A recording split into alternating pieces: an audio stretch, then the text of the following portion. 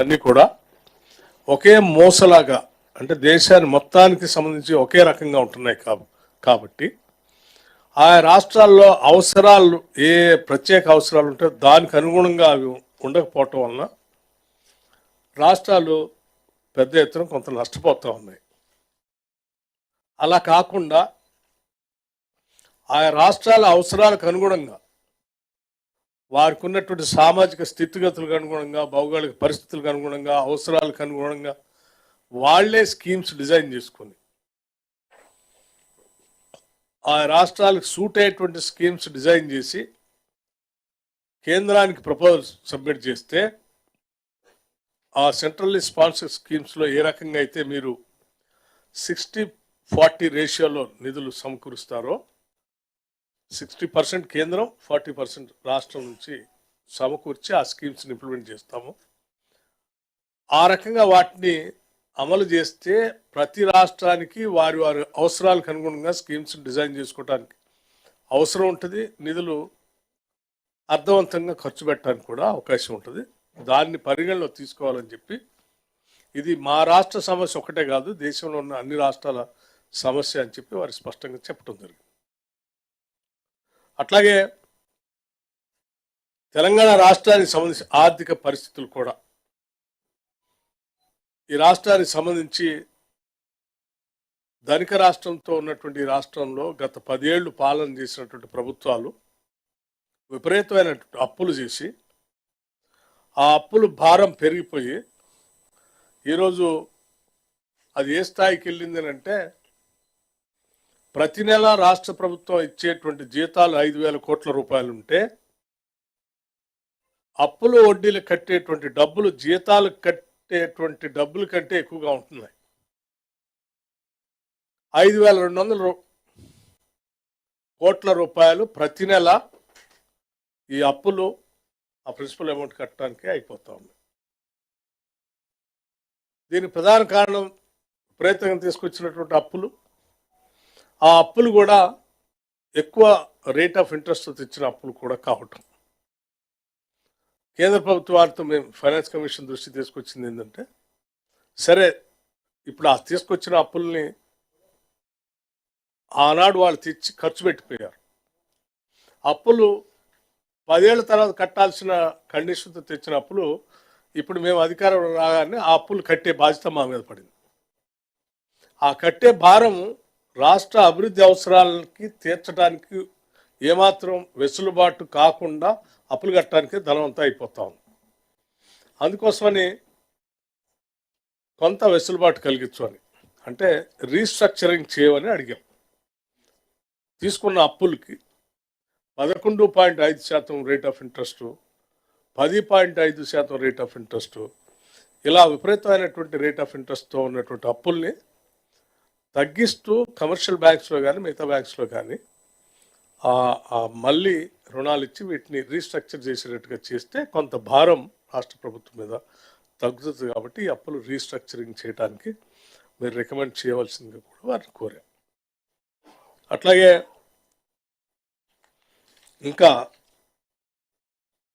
Inequalities ఈ finance commission వాళ్ళు సరే రాష్ట్రాలు కేంద్ర ప్రభుత్వం నుంచి ఇచ్చేటువంటి నిధులకు సంబంధించి రికమెండేషన్ చేసే ప్రక్రియలో భాగంగా మేము రాష్ట్ర ప్రభుత్వం నుంచి ఏం కోరామంటే వాటిని కేంద్రం నుంచి ఇచ్చేటువంటి నిధుల్లో రాష్ట్రాలకు ఇచ్చే నిధుల్లో ఇప్పుడున్నటువంటి 41% కాకుండా 50%,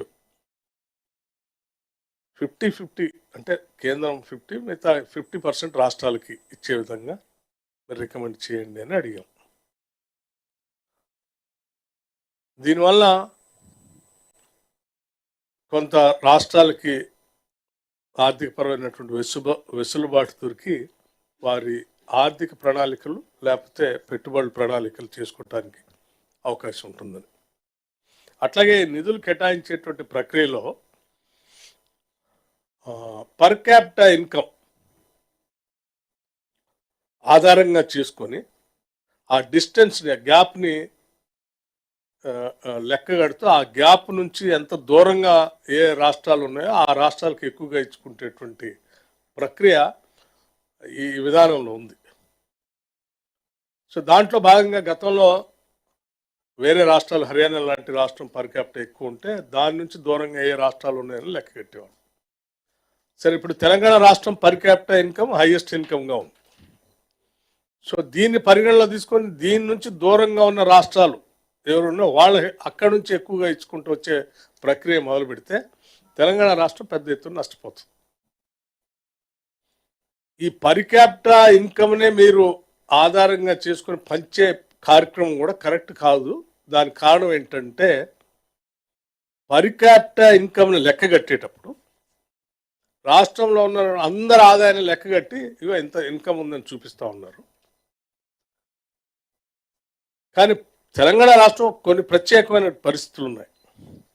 ఇక్కడ మిగతా రాష్ట్రాల కంటే కూడా భిన్నమైనటువంటి సామాజిక అసమానతలు, సంపద సృష్టించే రంగాలు కొద్ది మందికి అందుబాటులో ఉండేటువంటి వ్యవస్థ ఇక్కడ కొన్ని శతాబ్దాలుగాను దశాబ్దాలుగాను ఉంది. ఇక్కడ దానివల్ల వనరులు కొద్ది మందికి అందుబాటులోకి వచ్చి ఆ వనరులు అందుబాటులో ఉన్నటువంటి వాళ్ళ దగ్గరేమో ఆదాయం విపరీతంగా పెరిగింది.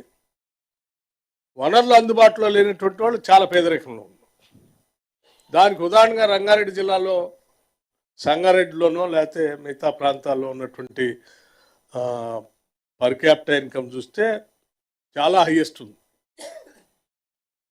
అదే రంగారెడ్డి జిల్లా పాత జిల్లాలో ఉన్నటువంటి వికారాబాద్ చూస్తే లోయెస్ట్, అత్యంత లోయెస్ట్గా ఉంది. అట్లాగే ఈ అసమానతలు, ఇది కొన్ని ఫ్యూడల్ వ్యవస్థ వల్ల ఈ తెలంగాణ సమాజంలో ఇలా అసమానతలు విపరీతంగా ఉండటం వల్ల ఉన్న వాళ్ళ దగ్గర ఆదాయం, ధనం చాలా ఎక్కువగా కేంద్రీకృతమైంది, లేని వాళ్ళ దగ్గర ఇంకా పేదరికంగా ఉన్నారు. వీళ్ళిద్దరిది కలిపి యావరేజ్ చేసి హైయెస్ట్ ఇన్కమ్ తెలంగాణలో ఉంది కాబట్టి దీన్ని ఆధారం చేసుకొని రాష్ట్రానికి నిధులు తక్కువ ఇస్తా అంటే నష్టపోతాము. దీని భౌగోళిక పరిస్థితులు, సామాజిక పరిస్థితులు ప్రత్యేకంగా ఉన్నాయి, వీటిని అర్థం చేసుకోవాలని చెప్పి వాటిని వివరించి అసలు ఈ అసమానతలు తొలగించుకోవడం కోసమే అసలు ప్రత్యేక రాష్ట్రాన్ని కోరుకున్నారు తెలంగాణ ప్రజలు. కాకపోతే దురదృష్టం ఈ 10 ఏళ్లలో అసమానతలు తొలగించేటువంటి ఆ స్కీమ్స్ నేడు చేసుకొని అభివృద్ధి చేసుకుని ఉంటే కొంతలో కొంత తగ్గి, అలా చేయకపోగా ఇంకా ఆ అసమానతలు పెంచేటువంటి వ్యవస్థనే ముందు తీసుకోవటం వల్ల ఇంకా ఇబ్బందుల్లో ఉన్నాం.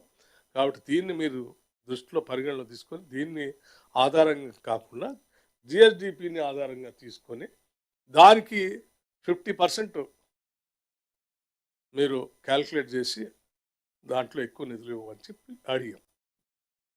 ఇది అత్యంత ప్రధానమైనది, బేసిక్ స్ట్రక్చర్లోనే ఇది ప్రధానమైనటువంటి అంశం. అట్లాగే ఈ గ్యాప్ని తొలగించడానికి వెల్ఫేర్ స్కీమ్స్ కూడా ఎక్కువ చేయాల్సి వస్తూ ఉంది. అంటే ఆ అసమానతల్ని సాధ్యమైన తోరి దగ్గర తీసుకురావాలంటే తప్పనిసరిగా మేము ఉదాహరణకి వ్యవసాయ రంగానికి సంబంధించినటువంటి ఆధారపడి ఉన్నటువంటి వాళ్ళు ఎక్కువ మంది ఉన్నారు, ఆదాయం తక్కువగా వస్తాం. సో దాని మీద ఆధారపడి ఉన్నటువంటి వాళ్ళ ఆదాయం కూడా పెరగాలి అని అంటే తప్పనిసరిగా అక్కడ కొంత సపోర్ట్ సిస్టమ్ మెకానిజం అందించాలి. దానికోసమే మేము ఇవాళ రైతు బంధు లేకపోతే రుణమాఫీ లాంటివి ఇస్తూ ఉంటాం. సో ఇది వెల్ఫేర్ స్కీమ్. ఇటువంటి వాటికి కూడా మాకు ఆర్థిక సాయం అవసరం ఉంటుంది మీ దగ్గర నుంచి. ఇది ఫ్రీ బీజ్గా మీరు పరిగణలో తీసుకోవద్దని చెప్పాం. అట్లాగే మిగతా వెల్ఫేర్ స్కీమ్స్ సంబంధించి కూడా ఉదాహరణలు చెప్పి వాటన్నిటిని చేయమని చెప్పాం. ఇక మిగతా అంశాలకు వచ్చేస్తే